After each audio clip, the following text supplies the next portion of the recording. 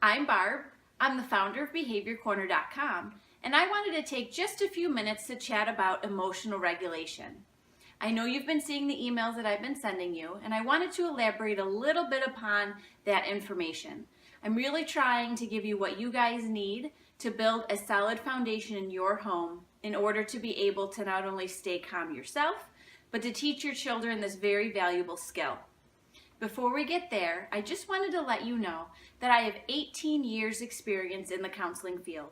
I've been working with students, primarily in the education field, and I have also been counseling parents, families as a whole, and individual sessions with kids.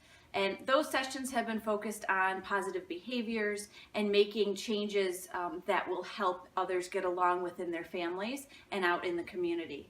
So now that you know that about me, just that little snippet, we will dive right into emotional regulation. So at the core of what you've hopefully already read, emotional regulation is how people stay calm. As adults, we have to do this automatically every day. Sometimes things in life don't go the way we want, and we have to be able to regulate how we're going to feel and how we're going to act in those situations. Now, obviously, being able to control our feelings is very difficult. Feelings happen, and we can't always control what those feelings are going to be. However, the thing that we do have control of is how we're going to act in those situations and what decisions we're going to make. So hopefully we're going to get your kids to that point too.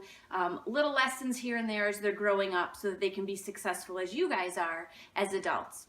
So just real quickly, I know we've been going back and forth between tantrums and meltdowns, and we did a little bit of investigating and definitely wrote that blog post that you saw, the differences between tantrums and meltdowns, because quite frankly, I know a lot of us use the two interchangeably.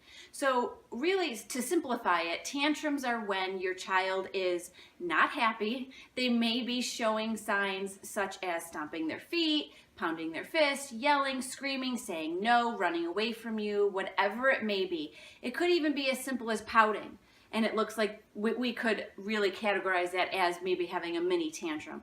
In those cases, kids are generally just choosing negative behavior, and they're more likely to be able to respond to some of your interventions and coping skills that you're trying to teach them when they're in the tantrum phase.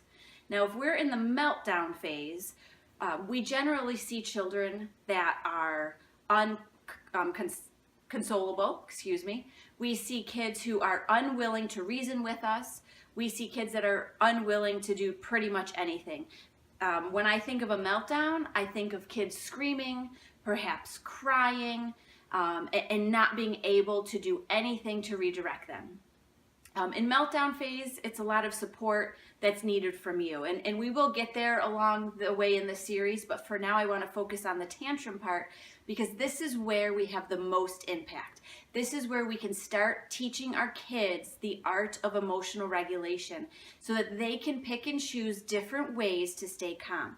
Now, obviously, the younger your child, the more support you're going to have to give them, and that's totally fine.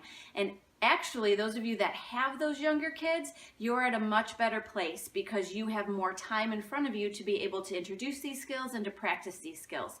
So we're really in good shape here if you're there.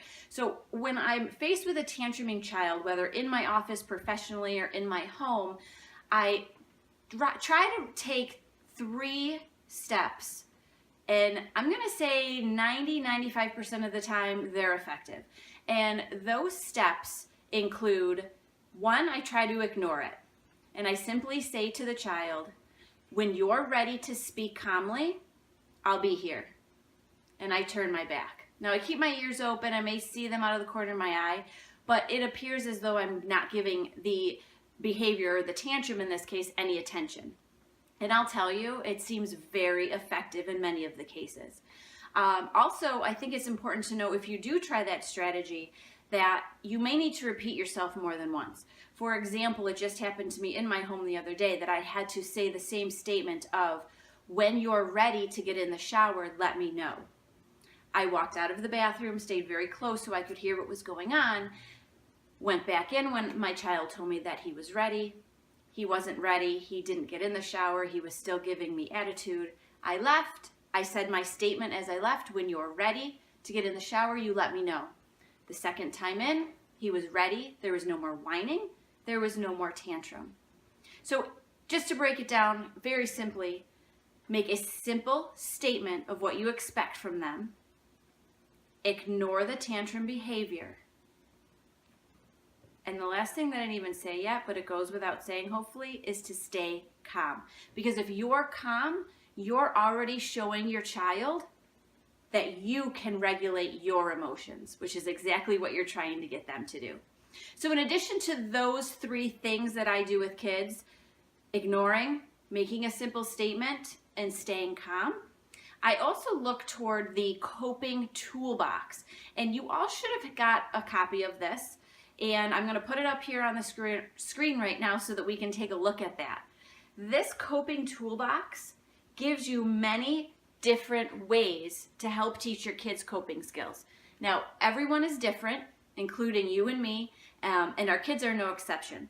Even sibling to sibling, different things will work for different kids. And that is why I have on this coping toolbox a touch category, a think category, and a move category. Because sometimes kids respond best when they're able to touch things and manipulate things. Some kids are more mental, or they can imagine things better, and they can use some of those tools such as positive self-talk, and that's what's going to work for them. The move tools I find work for most kids because moving and getting their energies out and their frustrations out can be very powerful, as it can be for adults. So I gave you several options here for just trialing things out with your kids. And I will suggest before you try something with them or expect them to use it, to make sure that you have already practiced the specific tool with them while they are calm, so that they know what to expect in the future down the road. It's very difficult, near impossible, to introduce something new to a child when they're in that tantrum phase, and definitely not when they're in their meltdown phase. So I wanted just to put this back up here on the screen for you so you can be refreshed. You can start picking and choosing some that you may want to try with your child so that you can build their own coping toolbox, because again, I don't expect that your child or any child would fit completely within these tools that I have here for you. Again, everyone is different. So now back to the tantrum. Once you're able to, whether it's ignore your child using that simple statement, and that helps, or you're using some of those coping tools from the coping toolbox infographic that you all have, you're going to want to decide how you're going to handle things after the tantrum is over and your child is calm. A few things just to consider is to plan with them for if something happens in the future that gets them upset. What coping skill might they use in that instance? And then be willing to practice what that will look like. That way you guys already have a plan in place for future. If an apology is necessary based on your child's behavior, now is a good time to facilitate that.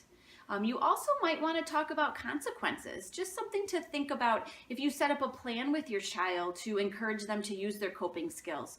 Perhaps your child may become upset one day, but independently uses a coping skill that you have been practicing, and that child then receives a positive reward or an incentive, something that they're looking forward to getting.